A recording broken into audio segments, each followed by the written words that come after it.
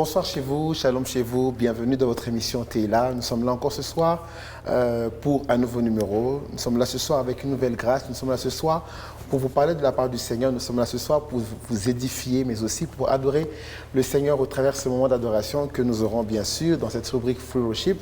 Et nous sommes très très heureux une fois de plus d'être là à la présentation de votre émission. Et bien moi, c'est votre humble serviteur Gaël Roufou, une fois de plus dans Théla pour vous parler de la part du Seigneur et pour exploiter les merveilles de l'Éternel. Alors ce soir, comme d'habitude, je ne serai pas seul. Nous sommes accompagnés d'un invité, un roi de Dieu, un homme de Dieu très bien que nous apprécions, que nous avons invité, je crois, quelques fois sur nos plateaux. Je crois qu'il est là 2 ans ou 3 ans et ce soir, il nous fait ce réel plaisir d'être notre invité de ce soir. Mais avant lui, d'abord, nous voulons d'abord célébrer le Seigneur, adorer le Seigneur avec la sœur Déborah qui évolue depuis la ville de Lubumbashi et ça sera après cet extrait que nous allons revenir vers vous.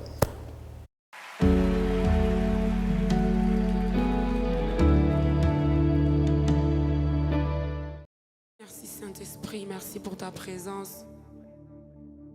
Merci de rendre ces instants possibles. Merci pour ta grâce, le privilège que nous avons de te servir et de t'appartenir. Quel bonheur que d'être dans ta présence, quelle grâce que d'être au pied de la croix, quelle grâce que de te connaître. Nous sommes là ce soir, éternel Dieu de grâce, pour répondre à l'appel que toi seul nous lance, éternel mon Dieu, toi qui as fait de nous un royaume des sacrificateurs. Seigneur, tu as fait de nous des vases d'honneur pour servir à la louange de ta gloire. Seigneur, alors que nous nous réunissons pour te rendre un culte, Père, qui te plaît, Seigneur Jésus-Christ, de descendre en ce lieu. Merci pour ta présence et ton onction parmi nous. Alléluia. Merci Saint-Esprit. Merci pour ce privilège, Père. Merci Seigneur, parce que ce n'est pas par nos forces, mais c'est par ton esprit. C'est par ton esprit que nous sommes là. Shabra Satalaba. Isobra Satarabaya Sedabroche. Nous voulons, Seigneur, te célébrer parce que tu es digne de recevoir la gloire. Nous voulons t'honorer, Seigneur, Père de gloire, parce que tu es celui qui nous appelle à l'existence en ce lieu. Alléluia. Shegabro Satarabandelega. Zibro Suparia Delega Brocheba. Merci, Seigneur. Merci Seigneur. Merci Seigneur. Emmanuel est là ici, présent avec moi. Emmanuel est là. Oh oh. Emmanuel est là ici, présent avec moi. Emmanuel est là. Oh, oh. Emmanuel est là, ici présent avec moi. Emmanuel est là. Il est là au milieu de nous. Emmanuel.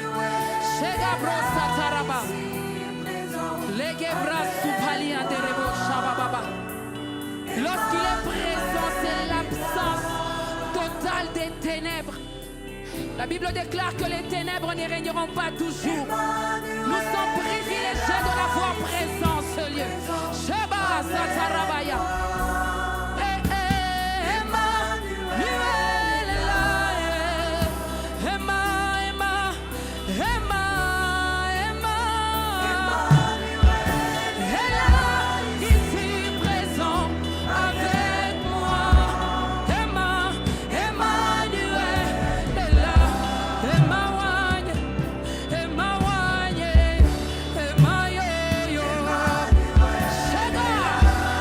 Seré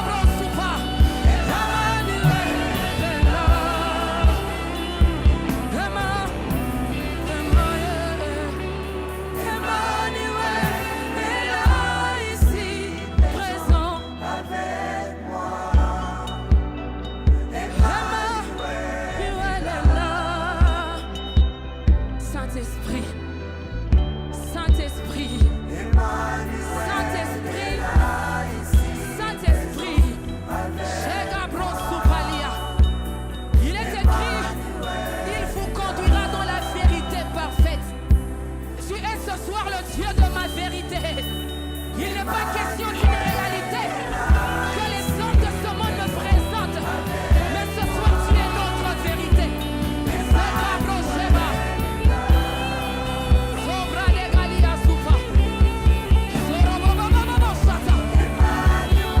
Est-ce que quelqu'un peut déverser son cœur dans la présence de celui qui ne recule pas devant le combat? Alléluia. Alléluia.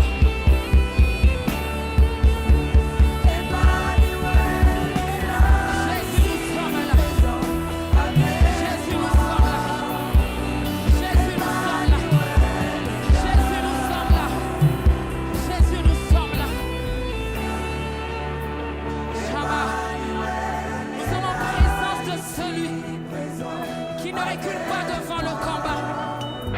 Je le disais tout à l'heure, la Bible parle de l'Esprit qui a reçu mission de nous conduire dans la vérité parfaite. Au-delà de la réalité de l'être humain, au-delà de la réalité de tes combats, ce soir Dieu est notre vérité. Shabbat Baba Brosata. Emmanuel.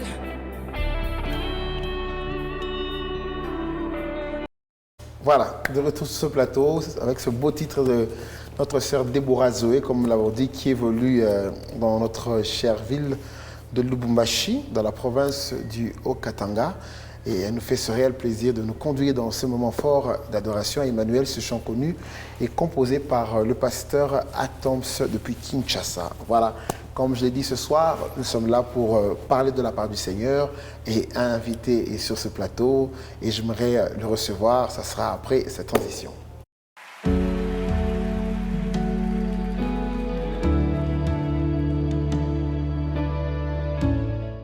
Je l'ai dit, ça ne sera pas sa première fois sur ce plateau, ni sa dernière fois bien sûr. Il est passé dans les années antérieures. Aujourd'hui, il est là pour une fois de plus nous bénir au travers de la grâce qu'il a reçue. Je disais que c'était un oint de Dieu, un choisi de l'Éternel. Il s'agit bien de l'apôtre Pierre Ndala que je salue tout en disant bonsoir papa. Bonsoir Papa Gaël. Vous allez bien? Par la grâce de Dieu, et nous bénissons le Seigneur de nous avoir encore donné cette grâce, Yes.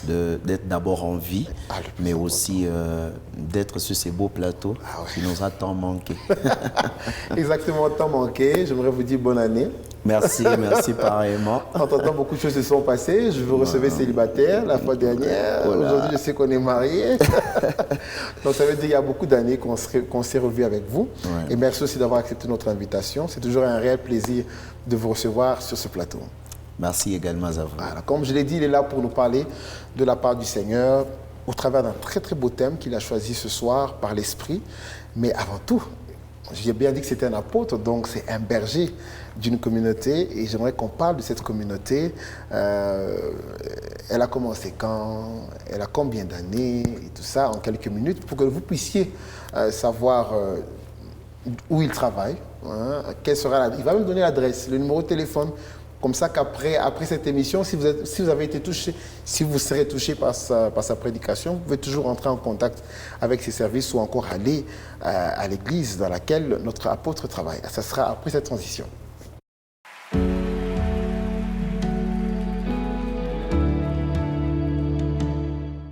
Alors, il s'agit bien de la cité évangélique des adorateurs. La cité évangélique des adorateurs. On n'a que des musiciens, comment ça se passe? Alors, c'est quoi, depuis quand, papa, on existe? Et voilà, en quelques lignes. En fait, merci pour la question. Je crois que déjà d'entrée de jeu, quand on entend la cité des adorateurs, directement on s'est dit que dans cette église, il y a beaucoup de chantres. Ah, voilà. Mais en fait, la cité des adorateurs est une vision que Dieu a donnée au patriarche Ndala, qui est mon père biologique. C'était vers les années 2010. Mon père était quelqu'un qui était lancé dans les affaires. Je me rappelle bien à l'époque, on avait une église à Lubumbashi. Il a quitté Lubumbashi pour venir à Kolwezi. Il était dans une entreprise, les hauts cadres d'une entreprise. Et à l'époque, je me rappelle qu'il avait dit, on est venu à Kolwezi, c'était pour le travail. Et j'ai vu chez moi plusieurs prophètes venir, même des Kaboto, ils sont venus pour dire à mon père, Dieu ne t'a pas envoyé ici seulement pour travailler, il t'a envoyé pour son œuvre. Wow. Alors, à l'époque, papa ne pouvait que refuser parce que il a laissé une autre église à Lubumbashi. Et c'est vers l'année 2010, après le décès de l'un de mes frères, qui va comprendre que l'appel était réel. Et avant ça, ma mère a connu un grave accident, paix à son âme qu'elle n'est plus là. Ah oui, c'est vrai. Et ça l'a vraiment interpellé. C'était le 12 juin 2010 que la vision Cité des Adorateurs a commencé à Kolwezi. Et aujourd'hui, elle œuvre presque partout dans le monde. Et après avoir accepté cet appel, il y a eu de hauts et de bas, il y a eu des combats ainsi qu'une élévation. Mais c'est que je bénis le Seigneur jusqu'à ces jours. Il garde encore l'authenticité de Dieu. Et c'est comme ça un peu brièvement la Cité des Adorateurs. Alors, on est à Kolwezi. Moi, personnellement, je suis pasteur responsable des lignes de paroisse de la Cité des Adorateurs. Mais moi, je suis maintenant du côté RVA. RVA, c'est là que je suis. Et nous œuvrons pour le Seigneur. La Cité des Adorateurs est une église qui est basée sur Jésus-Christ. Nous prenons la vérité, nous prêchons, nous luttons contre le péché. Et pour nous, dire adorateur n'est pas seulement celui qui chante. Un adorateur est toute personne qui est née de nouveau, qui est baptisée d'eau, mais aussi d'esprit. Parce qu'on ne peut pas adorer si on n'a pas la nature de l'adorateur. C'est comme ça que chez nous, nous disons être un adorateur, c'est celui qui reflète Christ sur la terre. Alors, la véritable adoration, c'est quand Christ se voit en nous. Alors, c'est comme ça que nous luttons contre le péché. Tout message que nous prêchons est attrait avec le royaume des cieux. Et ramener les âmes à comprendre leur importance dans la marche avec Christ, mais aussi à préparer l'avènement de Christ. Parce que nous sommes chrétiens, moi je me dis, nous sommes chrétiens pour aller au ciel. Alors, c'est un peu brièvement la Cité des Adorateurs. Waouh. Alors, vous êtes responsable d'une des paroisses, ce qui veut dire qu'il y a plusieurs paroisses sur la ville de Kolwezi. Oui. On en a combien? Jusque-là, nous sommes à 4 paroisses. Oui, on a toutes dirigées par les fils du Père ou bien?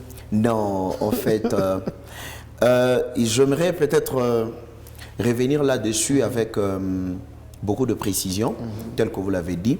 Oui, si je dirais oui, je veux mentir. Parce qu'il y a d'autres pasteurs, comme celui de Moussompo, il y a un autre pasteur, comme celui de Istem qui est en plein chantier, Donc, il y aura un autre pasteur.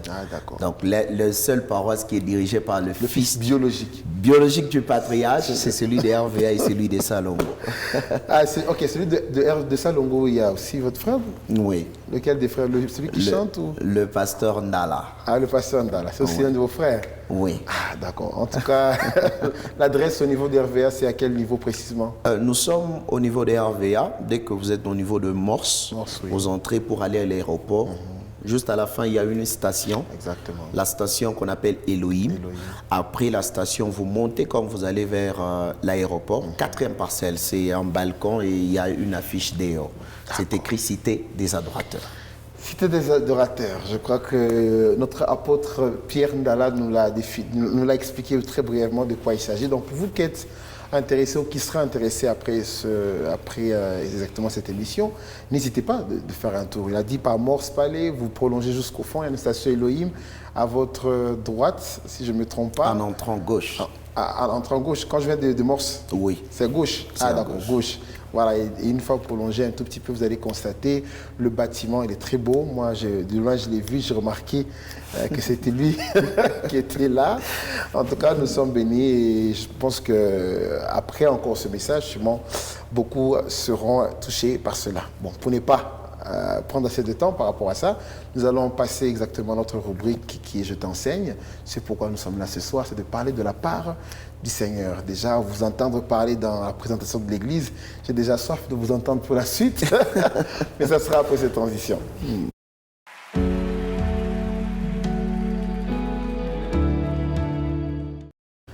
Alors, comme nous l'avons dit, apôtre, vous êtes là pour parler d'un très beau thème.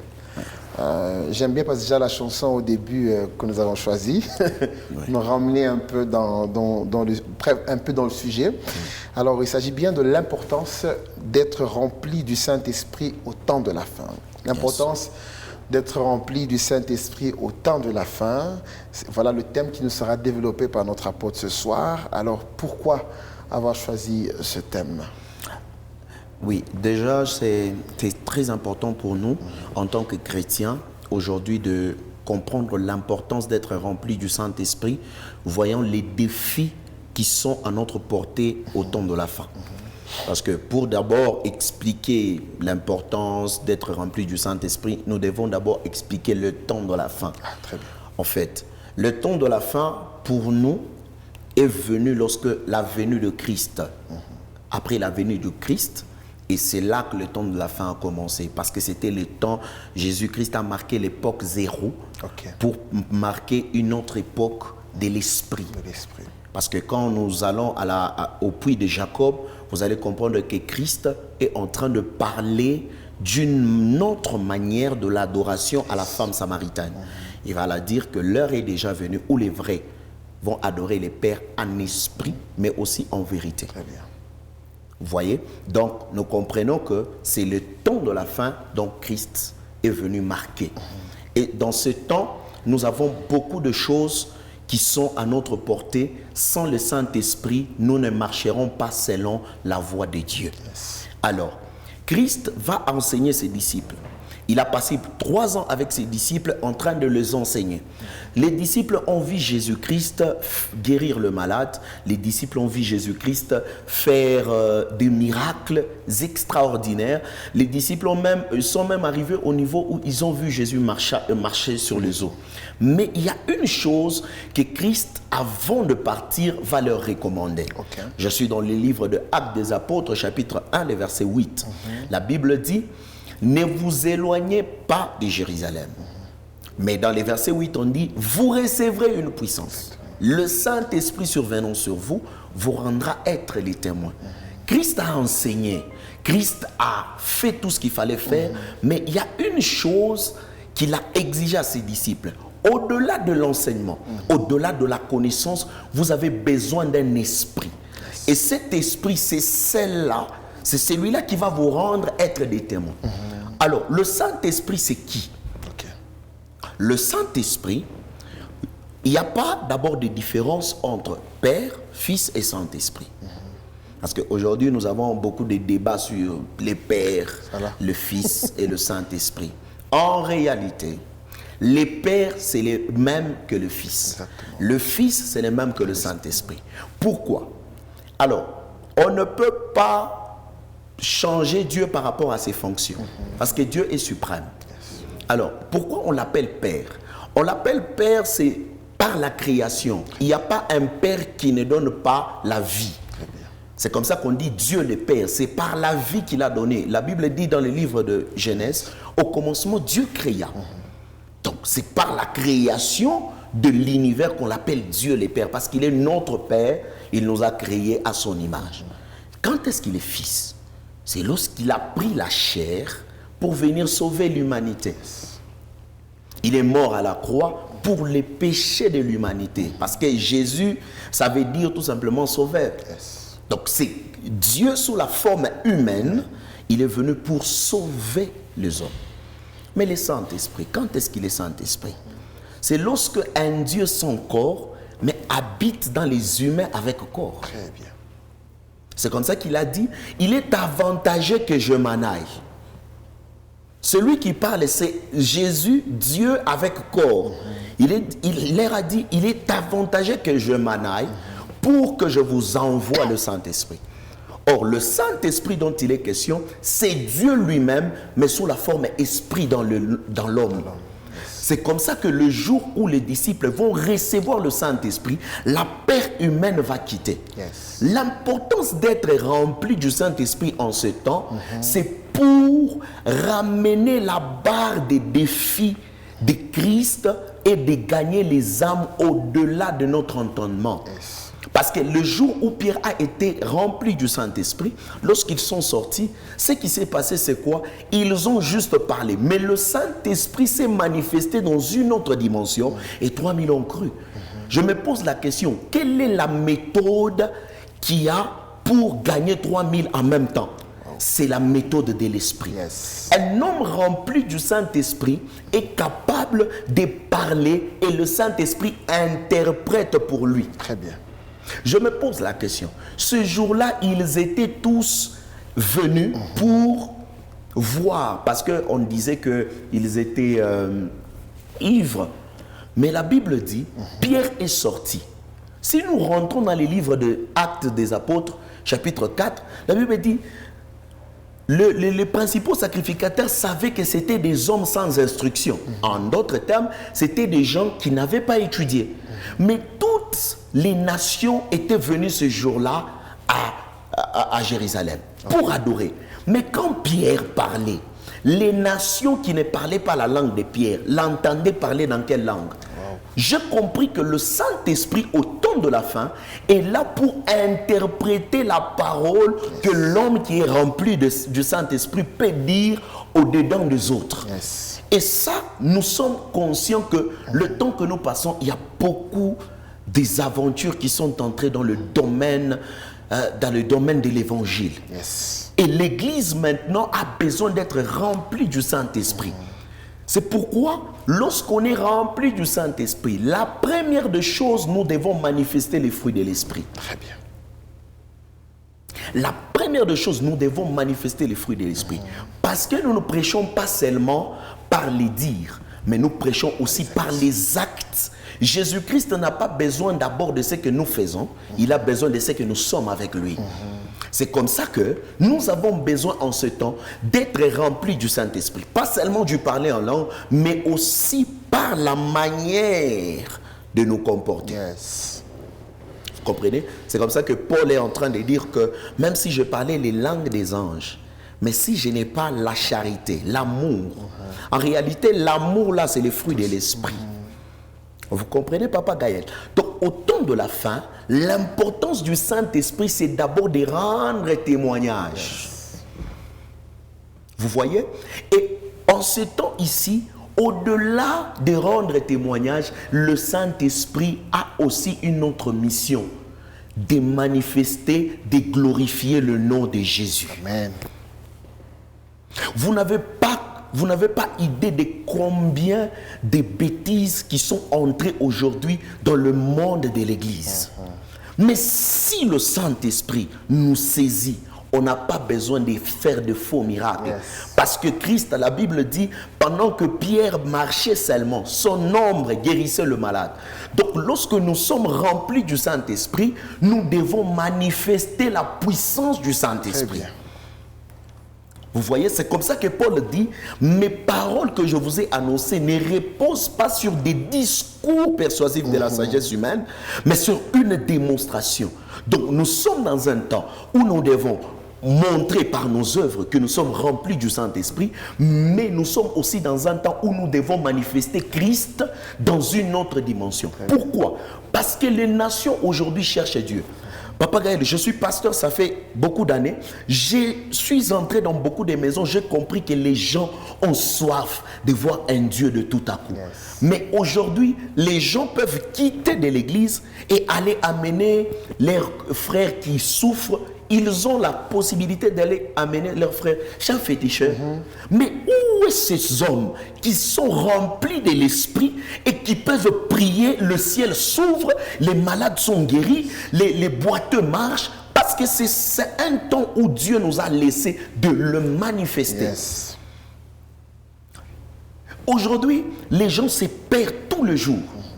Papa Gaël, je peux vous donner ça, c'est parmi mes recherches. C'est pourquoi je suis tellement parmi les gens qui se battent pour un réveil réel. Très bien. Est-ce que vous savez qu'aujourd'hui, le Rose-Croix et les autres églises, les occultistes, ont ouvert leurs portes officiellement ici à Colosie? Ouais, faut voir. Et ils passent partout dans des maisons en train d'enseigner de fausses choses. Où sont ces gens? qui peuvent être remplis du Saint-Esprit, ils peuvent parler au soleil, ils peuvent parler à la pluie, qui ne pleuve pas jusqu'à ce que l'Éternel sera retourné à sa place. Nous sommes de ceux qui croient que le temps que nous passons, nous n'allons pas seulement prêcher, mais nous allons démontrer la puissance de Dieu. Amen. Il y a d'autres personnes qui ne croiront pas parce que nous avons prêché seulement. Mais il y en a d'autres qui croiront parce qu'ils ont vu les hommes de Dieu manifester Dieu dans une autre dimension. Amen. La Bible dit, Jésus, toutes les personnes qui suivaient Jésus ne les suivaient pas seulement parce qu'il prêchait. Mais d'autres personnes suivaient Christ parce qu'il guérissait le malade. Exactement. Mais aussi, les autres suivaient parce qu'ils multipliaient le pain. Au temps de la fin, nous avons besoin, parce que c'est le temps final. C'est le temps final où le diable et Dieu sont sur un terrain où le vrai doit aller chez le vrai, le faux doit aller chez le faux. Mais aujourd'hui, l'Église est restée dans leur mire. Ça veut dire, nous sommes de telle église, nous faisons des activités pour notre église. Alors que les gens se perdent tous les jours. Si nous pouvons nous lever et manifester Christ par l'Esprit aujourd'hui, l'Église va s'élever dans une autre dimension dans la nation. Amen. Et c'est comme ça qu'aujourd'hui, la plupart des choses qui se passent, on apprend, on dit, ça c'est manquiona. Pourquoi? Parce que les gens n'ont pas la soif de chercher le Saint-Esprit. Écoutez, le Saint-Esprit ne déçoit pas. Le Saint-Esprit est un esprit ordonné. Lorsqu'il est en vous, il se manifeste lorsque vous avez besoin de lui. Aujourd'hui, j'ai trouvé beaucoup de gens, ils sont perdus. La plupart m'ont dit même, on n'a plus le goût d'aller à l'église. Parce que à l'église, on prie, on ne voit rien. On fait ceci, on ne voit rien. Mais dans l'église, au temps de l'esprit, au temps jadis, avec le Paul et les Pierre, la Bible dit, on amenait de malades et les malades étaient guéris. Je prie pour l'église de mon temps que Dieu ramène la gloire qui était au temps de Pierre et de Paul, pour que nous puissions le manifester. Aujourd'hui, il y a des féticheurs qui sont devenus des prophètes et qui sont en train de dire des choses aux gens et les gens sont perdus. Je prie que ce temps s'arrête afin que les hommes remplis du Saint-Esprit, la génération 7000 qui monte, que l'Esprit vous amène à conquérir les cœurs et à gagner des âmes pour le royaume des cieux. Parce qu'en ce temps-ci, si nous ne tirons pas attention, si nous n'attirons pas notre attention sur ce qui se passe, l'Église est affaiblie. Pourquoi? Parce que nous manquons. Quand je parle de l'Église, je ne parle pas de l'Église corps de Christ. Je parle de l'Église locale d'abord. Alors, nous avons besoin de la puissance du Saint-Esprit, enfin, d'enseigner. Parce que même quand on enseigne, c'est le Saint-Esprit qui convainc. Même quand on prie, c'est le Saint-Esprit qui sonde les profondeurs de Dieu pour ramener les réponses au peuple de Dieu. Alors, l'importance d'être rempli du Saint-Esprit en ce temps de la fin, c'est pour manifester Dieu et c'est pour ramener les âmes à Christ. Très bien. Mais aussi l'importance d'être rempli du Saint-Esprit, je crois que je pourrais chiter par là. L'importance d'être rempli du Saint-Esprit, c'est aussi, le Saint-Esprit, c'est les billets d'aller au ciel. Papa Gaël, regardez bien.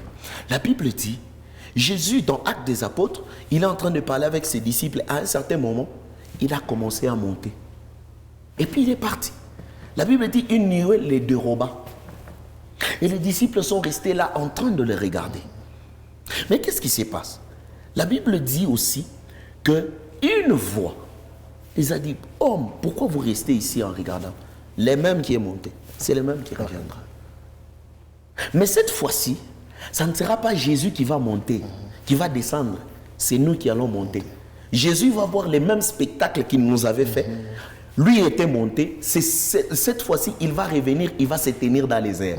Et nous, la Bible dit, au son de la trompette, ceux qui sont morts en Christ vont ressusciter. Je me pose la question, ils vont ressusciter comment?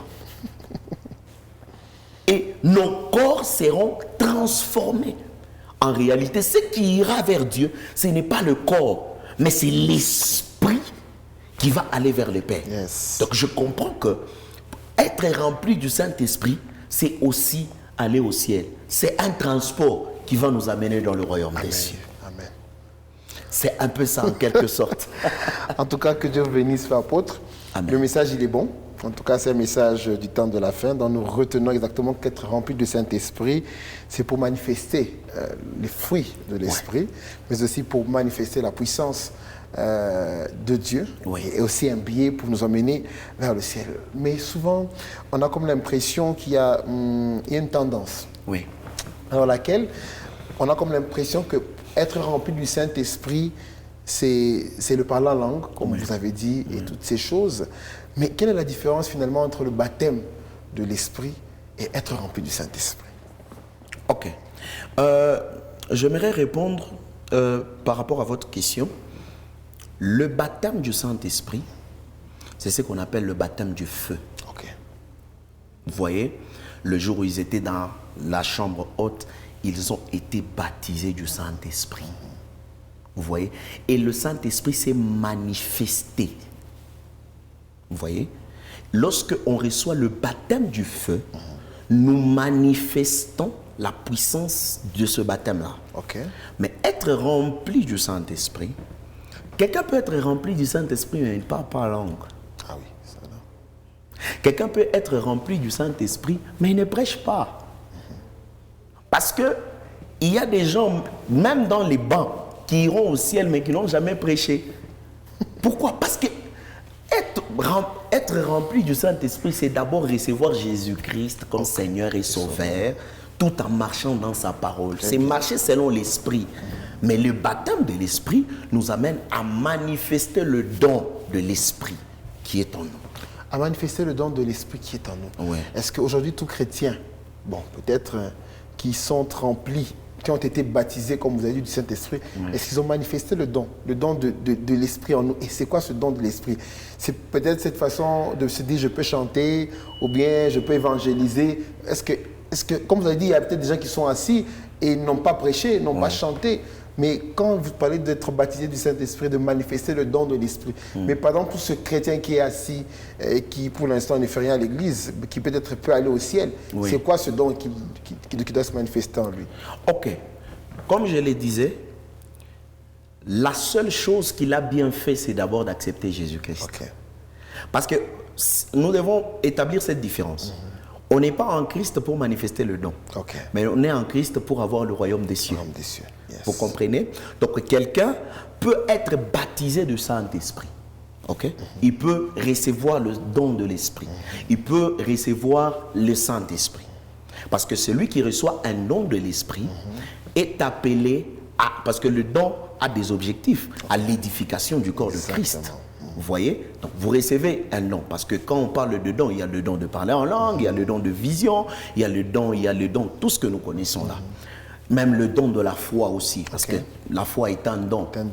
Alors, ici, il est question d'abord de comprendre la différence entre le don de l'Esprit et la personne qui a accepté le Seigneur Jésus-Christ, qui est remplie du Saint-Esprit.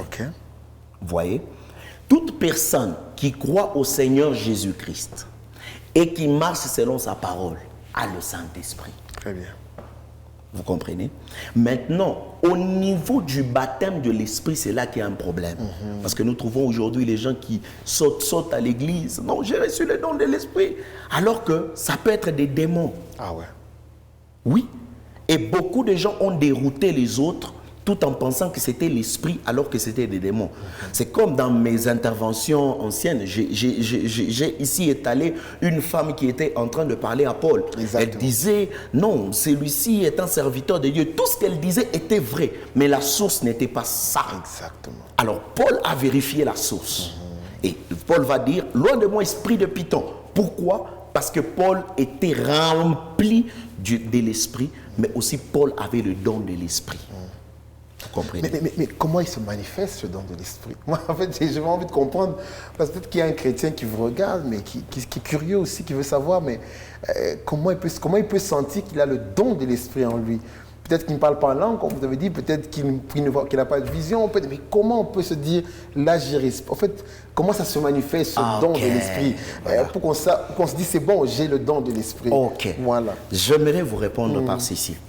Le jour où ils ont reçu le don de l'esprit de parler en langue, eux-mêmes ne s'entendaient pas. Yes. Donc la première dimension, c'est quand Dieu décide de déverser un don spirituel sur vous. Oui. Donc, vous pouvez être en cours de route et vous sentez que l'esprit descend sur vous et vous parlez en langue. Ça, c'est une autre manifestation. Maintenant, dans le chrétien qui me suit là, qui veut voir la manifestation de l'esprit, il se pose la question comment ça s'est fait.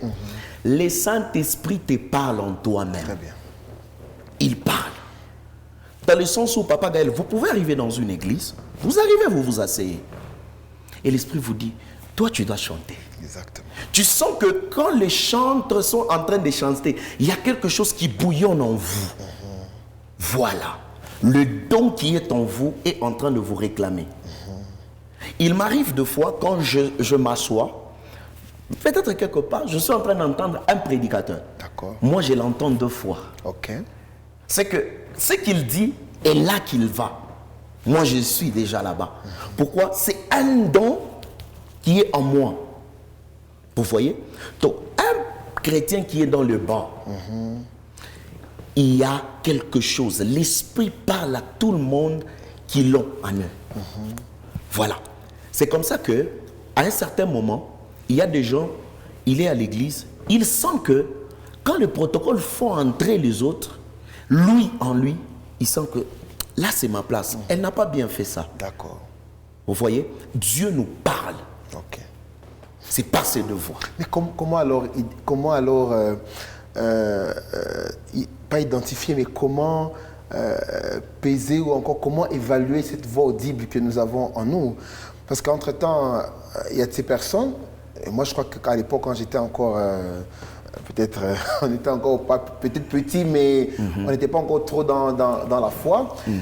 Chez moi, il y avait des voix, comme vous le dites, parce que pendant que vous le dites, je me rappelle de cette voix peut-être que j'entendais, mais on avait du mal à identifier, peut-être ni ma oiseau, tout, peut-être ni ma sentiment, peut-être ni ma émotion, peut-être quelqu'un qui a un esprit de jugement. Ouais. Et au fond, peut-être c'est un esprit juste de jugement ou quoi que ce soit. Mais comment identifier exactement que cette voix qui nous parle est celle qui nous rappelle que nous avons un don en nous, le don de l'esprit? Comment identifier cette voix? Okay. Voilà. Quand Dieu parle dans une personne, Dieu parle avec conviction. Ok. Je vous donne un exemple. Lorsque vous sentez un besoin de faire un service auquel Dieu vous appelle, Dieu ne parlera pas une seule fois. Ok. D'accord. C'est pourquoi quand il appelle Samuel, il ne l'appelle pas Samuel. Il appelle Samuel, Samuel. Pourquoi il fait ça? Même quand Samuel ne comprend pas, il va encore se recoucher. Il l'appelle encore Samuel, Samuel. Vous comprenez? Dans la 3e fois, Dieu n'appelle pas une seule fois. Dieu appelle 2 fois. Ok. C'est pourquoi, lorsque vous êtes appelé à faire quelque chose, peu importe, je vous ai donné l'exemple de mon père. Dieu l'a parlé de plusieurs manières. Il n'a pas entendu. Lorsqu'il a vu les choses changer autour de lui, c'est là que lui a compris. Vous voyez? Donc moi, je crois que nous sommes de ceux, quand Dieu appelle une personne, Dieu appelle avec insistance. Okay. Et vous allez sentir dans votre cœur que c'est dimanche, vous êtes arrivé à l'église, on vous a parlé, on vous a dit, ce travail, tu dois le faire. Tu as boudé. Dimanche prochain, jusqu'à ce que Dieu va vous faire manquer la paix. Si vous ne comprenez pas, il va vous contraindre maintenant physiquement. C'est comme ça que vous voyez certaines personnes. Moi, j'ai vu ça en plein culte. La personne vient là-devant. Non, j'accepte ton appel. J'accepte ton appel. Pourquoi? Parce que Dieu, quand il l'appelle avec précision, mais il appelle aussi avec beaucoup de rigueur. Parce que quand Dieu vous appelle à quelque chose, il y a un besoin. Exactement. Mais une dernière question comme ça. Oui. Alors, est-ce que tout chrétien tout fidèle de l'Église est appelé à quelque chose. Oui. Dans le corps du Christ, parce que c'est pas tout le monde qui doit chanter, c'est pas tout le monde qui doit... Est-ce que ceux qui sont assis là, obligatoirement, ils doivent servir Dieu? Et si oui, de laquelle des manières? Oui. Voilà. Alors, je dirais oui. Tout fidèle de l'Église est appelé à servir Dieu. Ok. Dans quel domaine? Dans le domaine qui est d'abord général, c'est l'évangélisation. Très bien. Dans Matthieu chapitre 28, le verset 19, la Bible dit « Allez, faites de toutes les nations les disciples ». On n'a pas dit « Allez, faites de toutes les nations les prophètes, les apôtres ». Non. Donc, tout le monde, les disciples de Christ qui étaient là, et tous ceux qui vont évangéliser, ils vont leur dire « Allez aussi faire des autres ce que j'ai fait de vous ». Wow.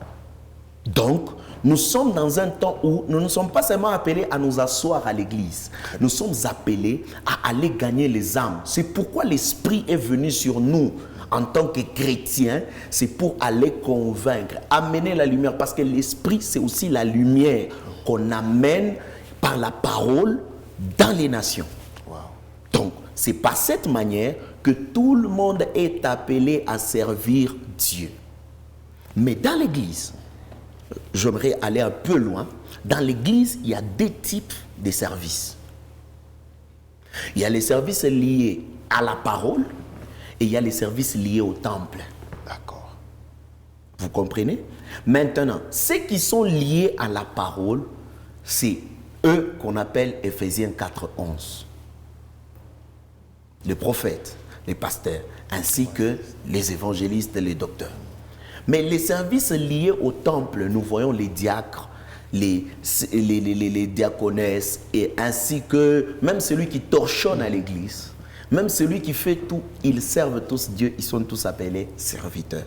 C'est comme ça que dans le domaine de servir Dieu, tout le monde est appelé à aller évangéliser.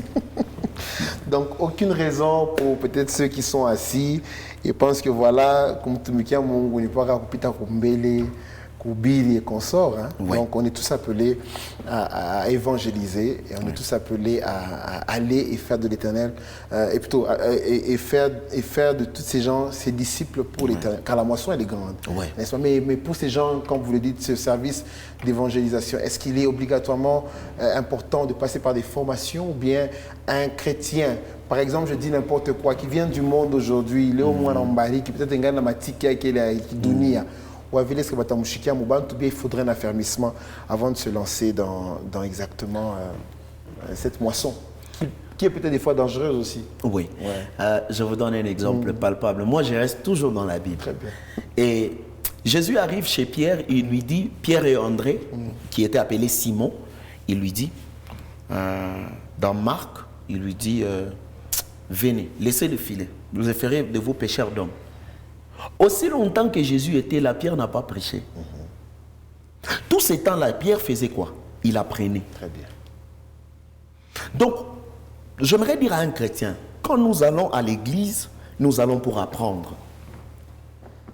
C'est pourquoi la Bible dit, allez faire de toutes les nations les disciples. C'est qui un disciple? C'est un élève. C'est un apprenti. C'est une personne qui apprend tous les jours de sa vie. Un disciple, ce n'est pas quelqu'un qui s'assoit, qui regarde. Non, un disciple apprend tous les jours de sa vie. Vous voyez? Maintenant, à ce stade ici, quand on parle de quelqu'un qui venait dans le monde, il doit d'abord être affermi. Très bien. C'est comme ça que Christ a pris le temps de 3 ans de les enseigner, de marcher avec eux. Ils ont tout vu. Et puis il va leur dire, attendez maintenant, recevez la puissance. Et maintenant, allez-y.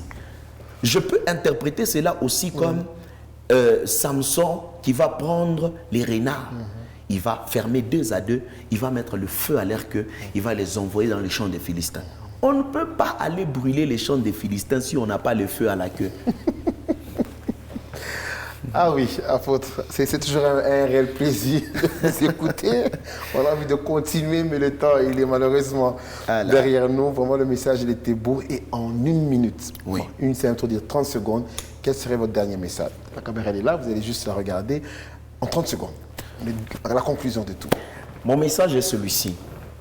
J'aimerais prier pour tout le monde, tous les pasteurs, tous mes frères qui sont en train de m'écouter en ce net moment, revenons à la vie de l'esprit. Cherchons Dieu dans des prières et dans des retraites. Et j'aimerais dire à quelqu'un que Jésus n'est pas dans des pratiques. Très bien. Parce que j'ai vu beaucoup de jeunes aujourd'hui mettre des pratiques et des bougies. Jésus n'est pas dans ça. Jésus est dans sa parole et Jésus est dans la simplicité. Très bien. Alors la Bible dit, tous ceux qui croiront en mon nom, je leur ai donné le pouvoir de devenir enfants de Dieu. Je crois maintenant que le Seigneur va visiter ton cœur, toi qui m'écoutes, et que l'Éternel va te ramener à la vie des retraites que tu avais fui. La vie de l'esprit, la vie de prière et de lecture de la parole, que l'Éternel te ramène à cela, afin que ta vie soit une vie heureuse au nom de Jésus-Christ. Ainsi est ma prière. Je crois que c'est le dernier pas. Voilà, sinon que Dieu nous bénisse et surtout que Dieu vous bénisse, papa. Amen. En tout cas, on allait prier, mais vous l'avez déjà fait. Et que Dieu vous garde, vraiment que Dieu vous garde pour son peuple et pour le corps du Christ surtout. Comme vous l'avez dit, de nos jours, il y a des mauvaises pratiques que nous rencontrons dans les églises et je crois que ce message est venu pour interpeller aussi ces serviteurs et tout ça, ces églises qui sont dans le faux, on va le dire ainsi, et c'est vrai, on aimerait rentrer à l'église authentique, n'est-ce pas? Mais je voulais aussi signifier quelque chose.